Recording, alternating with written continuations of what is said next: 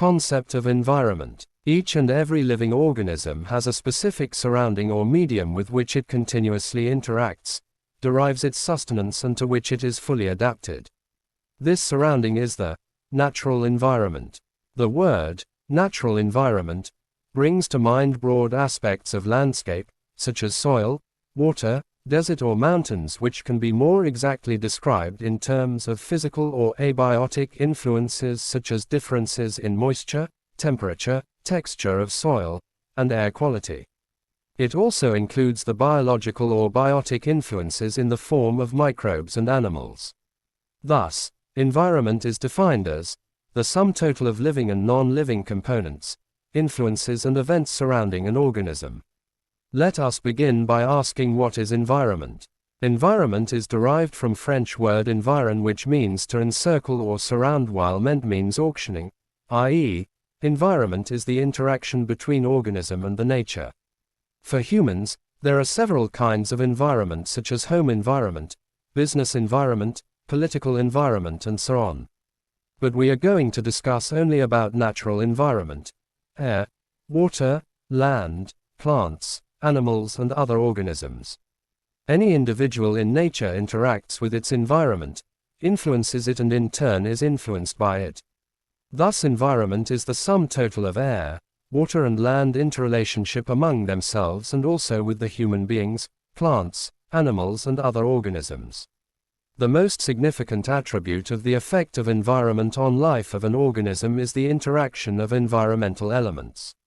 These abiotic and biotic factors are dynamic in nature and interact with each other in every moment of life.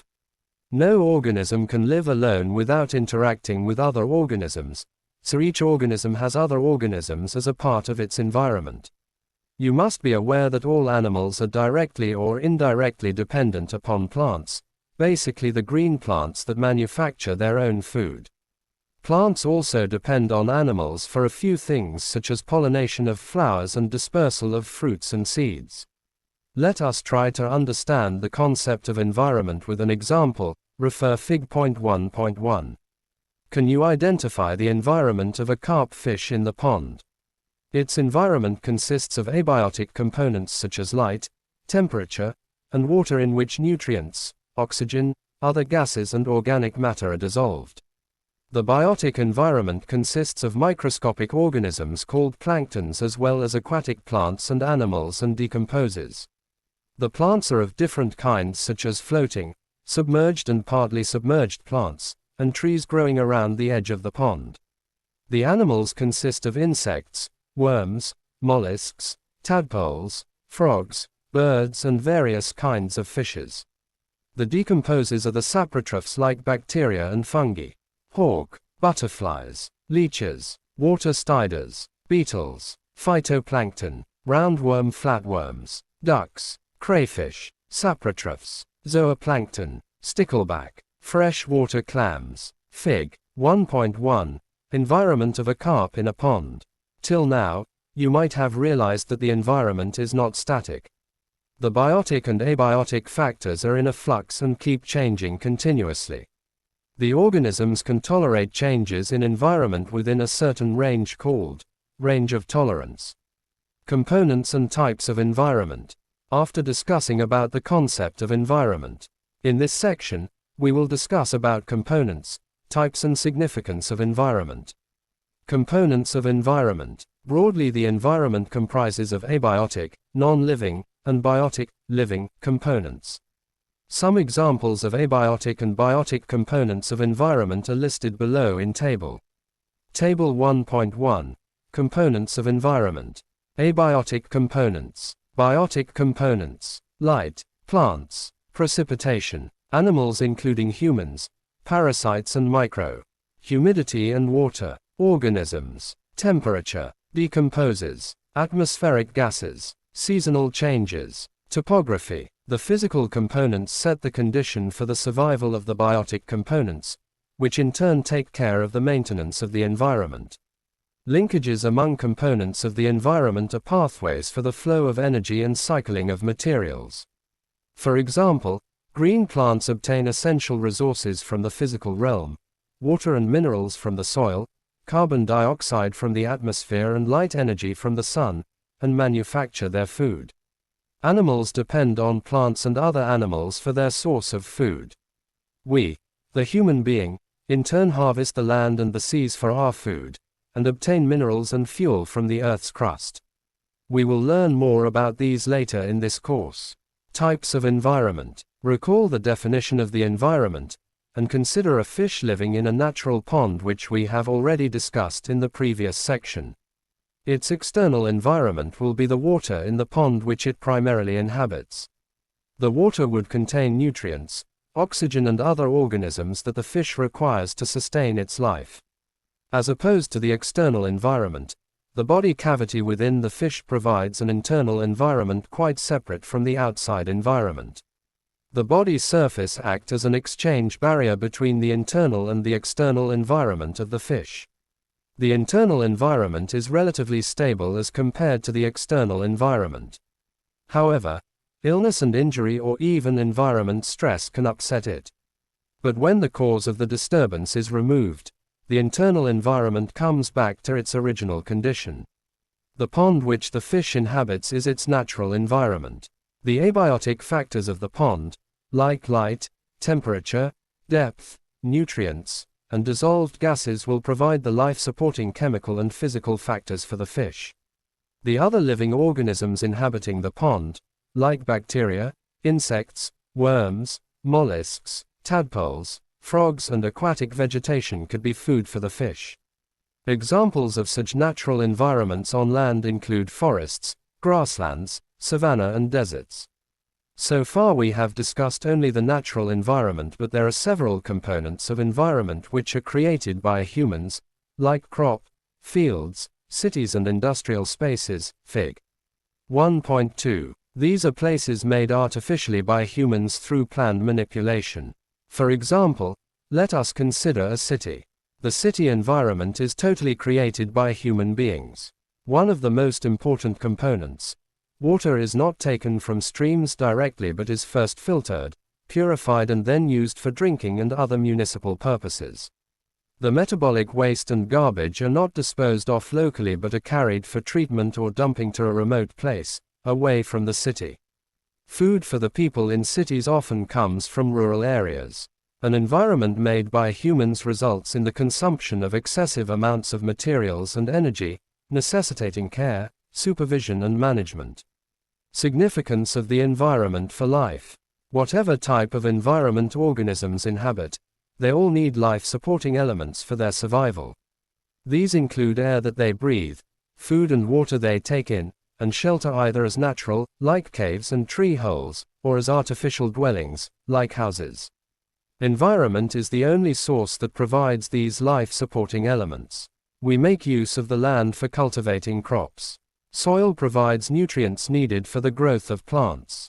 The landform determines the soil types found in any one area, and soil itself varies from place to place. Some soils are rich in nutrients and others are lacking in them. The soils lacking nutrients need the addition of fertilizers. Climate and short-term weather changes are characterized mainly by wind, temperature, pressure and rainfall, and are determined by the properties of the atmosphere. Air in the atmosphere provides living organisms with oxygen, without which survival of the most of the living organisms will be threatened.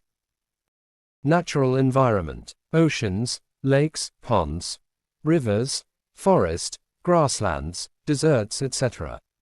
Human-modified environment. Orchards, plantations, sanctuaries, parks, etc.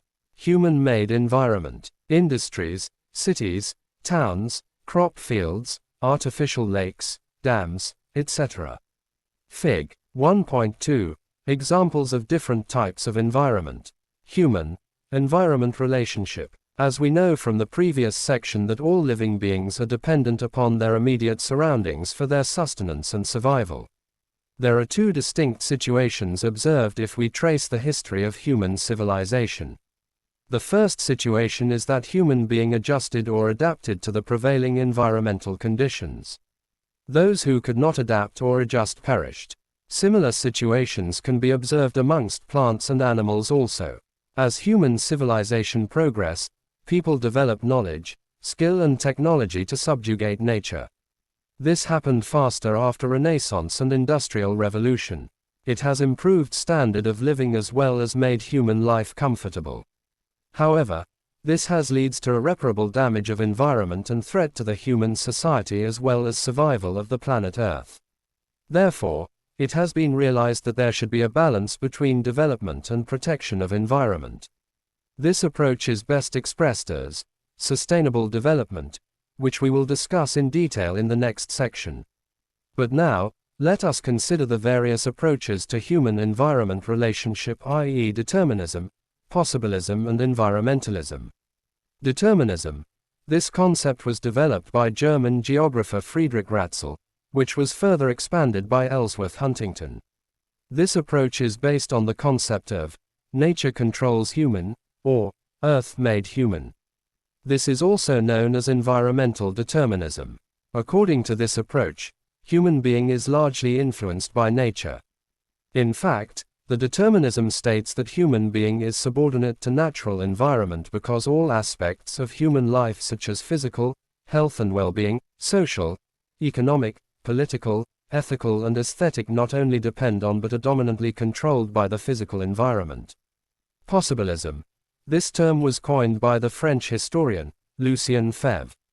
Possibilism approach in the study of human-environment relationship is an offshoot of the criticism of environmental determinism. The evolution of such human-environment relationship was influenced by the advancement of science and technology. Possibilism indicates that the physical environment is passive and human being is the active agent at liberty to choose between wide ranges of environmental possibilities. According to this approach, the pattern of human activity is the result of the initiative and mobility of human being operating within the natural framework. However, it was agreed upon by the possibilists that humans lack the abilities to fully tame the nature and is not always victorious over it. As a result of the above, some scientists and academics vouched for cooperation with nature, or mutual interaction, between human being and environment. Environmentalism or ecological approach. This approach is based upon the basic principle of ecology, which is the study of mutual interaction between organisms and physical environment on the one hand, and the interaction among the organisms on the other in a given ecosystem. This approach describes human being as an integral part of nature or environment. Human being as the most skilled and intelligent has a unique role to play in maintaining a natural environment as healthy and productive as it should be. This approach emphasizes on wise and restrained use of natural resources and application of appropriate environmental management programs, policies and strategies keeping in view certain basic principles of ecology so that already depleted natural resources are replenished, and health and productivity of the nature is restored.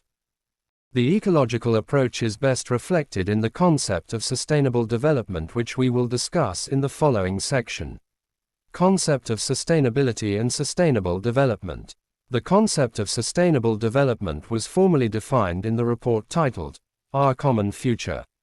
This report was an outcome of deliberation of a group constituted by World Commission on Environment and Development, WCED, and chaired by the then Norwegian Prime Minister Gro Harlem Brundtland. Brundtland Commission defined sustainable development as the development that involves meeting the need of present generation without compromising the ability of future generations to meet their own needs. This definition of sustainable development initiated a lot of debate. The scientists were of the opinion that the term need and development has not been defined properly in the report. Need cannot be generalized universally. It varies from place to place and person to person. Similarly, development was also not properly defined. The report explains development as something people do to improve their lives. Therefore, it becomes amenable to varied interpretations. A more precise definition with clearly spelt out goals remains elusive. Herman Daly, an ecological economist, referred to sustainable development as an oxymoron. Do you know what an oxymoron is? Oxymoron is a figure of speech that combines two usually contradictory terms into a compressed paradox, e.g. bittersweet, pretty ugly. The definition of development is not precise enough to make it more in favor of nature conservation than on building roads, factories, infrastructure, etc. The Oxford Dictionary meaning of development is a stage or advancement.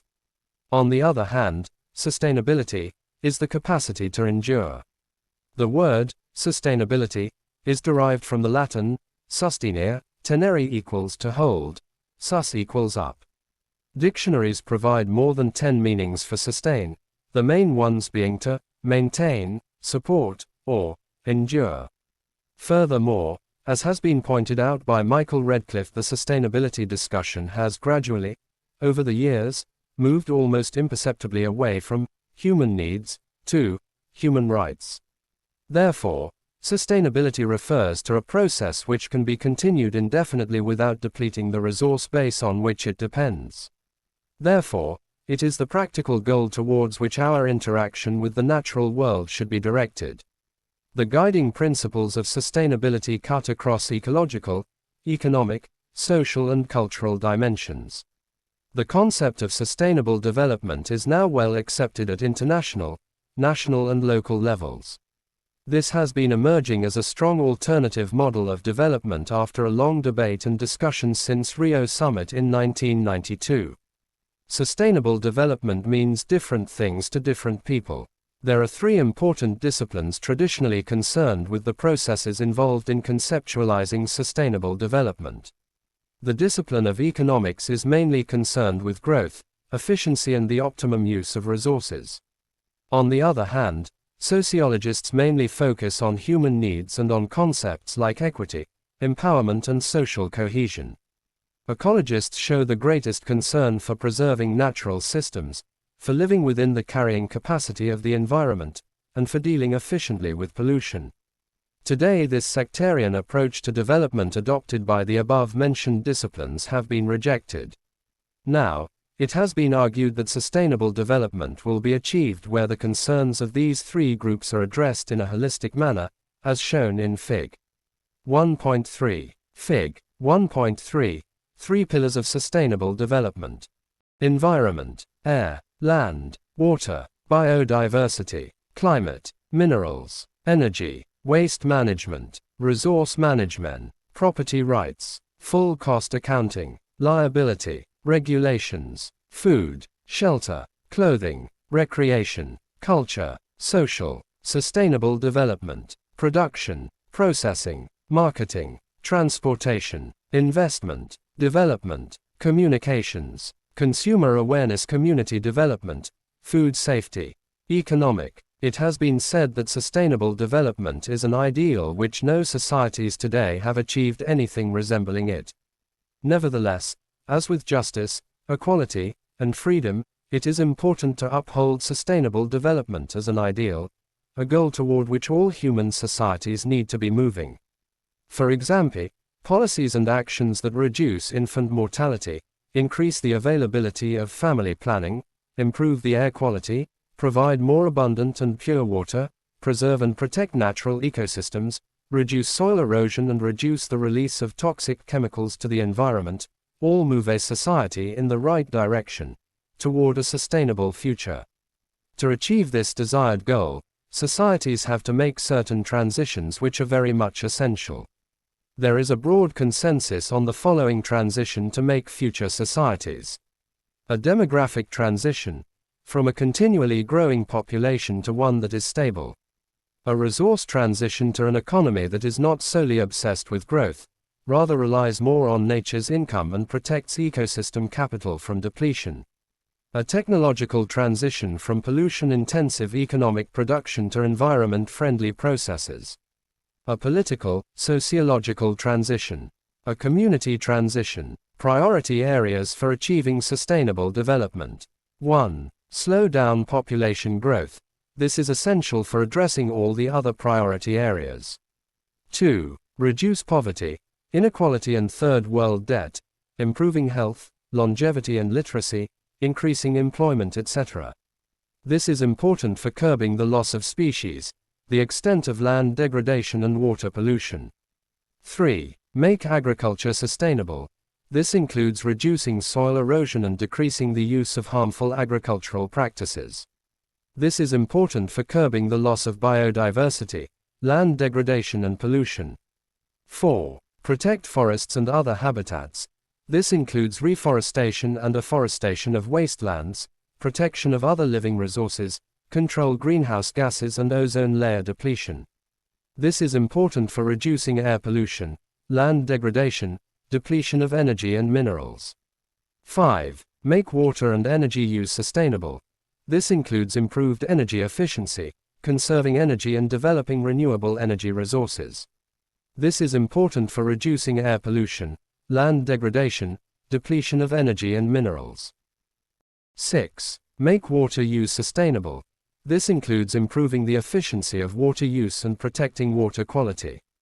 This is important for curbing water pollution and depletion and land degradation. 7. Reduce waste generation. This includes improving production processes, waste treatment and recycling processes. This is important for reducing air and water pollution and energy, mineral and water depletion. Multidisciplinary nature of the environmental studies. Till now, you must have realized that the environment affects us in several ways. For example, the water we consume, the air we breathe, the climatic conditions in which we live, and surrounding where we live all have effects on us. In natural conditions, usually living organisms keep a balance with their environment.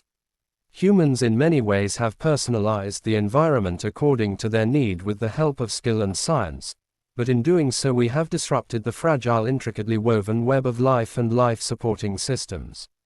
All these interactions with environment as a whole are subjects of environmental studies. Therefore, environmental studies contribute a branch of study of inherent or induced changes in the environment, and their effect on living beings.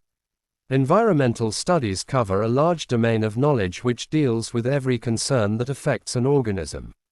From human angle, this means it is an applied science which seeks all possible answers to make human civilization sustainable on the earth with all its limited resources. It includes not only the study of physical and biological characters of the environment but also economic, social, cultural and even political and legal aspects of the environment. Various issues such as clean and safe drinking water, clean and fresh air, clean living conditions, productive land, good quality foodstuff and sustainable development are dealt with in environmental studies. The importance of environmental studies cannot be disputed. The need for sustainable development is a key to the future of humankind. Continuing problems of pollution, loss of forest and biodiversity, solid waste disposal, degradation of environment, issues like global warming and climate change, the depletion of ozone layer and loss of biodiversity have made everyone aware of environmental issues. The United Nations Conference on Environment and Development held in Rio de Janeiro in 1992 and World Summit on Sustainable Development at Johannesburg in 2002 have drawn the attention of people around the globe to the deteriorating condition of our environment. This has been again reaffirmed by United Nations by adopting 17 Sustainable Development Goals in the year 2015. It has been decided that these 17 goals would be achieved in the next 15 years, i.e. 2016-2030. Box 1.1. Sustainable Development Goals. 1. No poverty. 2. Zero hunger. 3. Good health and well-being. 4. Quality education. 5. Gender equality. 6. Clean water and sanitation. 7. Affordable and clean energy. 8. Decent work and economic growth. 9. Industry, innovation and infrastructure. 10. Reduced inequalities. 11. Sustainable cities and communities. 12. Responsible consumption and production. 13. Climate action. 14. Life below water. 15. Life on land. 16. Peace, justice and strong institution. 17. Partnership for the goals. India is rich in biodiversity which provides various resources for people. Only about 1.7 million living organisms have been described and named globally. Still many more remain to be identified and described. Attempts are made to conserve them in ex situ, outside the natural habitat, and in situ, in their natural habitat situations. You will learn about in situ and ex situ conservation in Unit 8. Destruction of habitats. Overuse of energy resources and environmental pollution has been found to be responsible for the loss of a large number of life forms. It is feared that a large proportion of life on Earth may get wiped out in the near future. These issues are extensively addressed in the next 13 units of this course, both at global as well as national level. Importance of environmental studies. The environment studies enlighten us about the importance of protection and conservation of environment. At present, due to our aggressive consumerist lifestyle and carbon-intensive industrial development, we have created a large number of environment issues, both in terms of magnitude, intensity and complexity at local, regional and global level. We shall study about these issues and suggestive measures for mitigation in the environment studies. Let us discuss major environmental issues in the following paragraphs. 1. Environmental issues are of international importance. It has now been well recognized that environment issues like global warming, climate change, ozone layer depletion, acid rain, marine pollution and loss of biodiversity are not merely national issues but are global issues and hence must be tackled with international efforts and cooperation. 2. Emergence of problems in the wake of modernization and development. Development in the modern period has given birth to industrialization, urbanization, modern transportation systems, agriculture, housing, etc. When the West developed, it did so perhaps in ignorance of the environmental impact of its activities. Evidently, such a path is neither practicable nor desirable. The developing world now faces the challenge of developing without environmental degradation. 3. Explosive increase in population. World census reflects that 1 in every 7 persons in this planet lives in India. Evidently, with 16% of the world's population and only 2.4% of its land area, there is a heavy pressure on the natural resources including land. This emphasizes on the need for efficient management of natural resources for the benefits of all. 4. Need for an alternative solution. It is essential, especially for developing countries, to find alternative paths to developmental goal. Such a goal would need to be distinct from the developed world in the manner that would conserve natural resources and avoid wasteful consumption. 5. Need for wise planning of development. Resources withdrawal, processing and use of products have all to be synchronized with the ecological cycles in any plan of development. Our actions should be planned for the sustenance of the environment and development.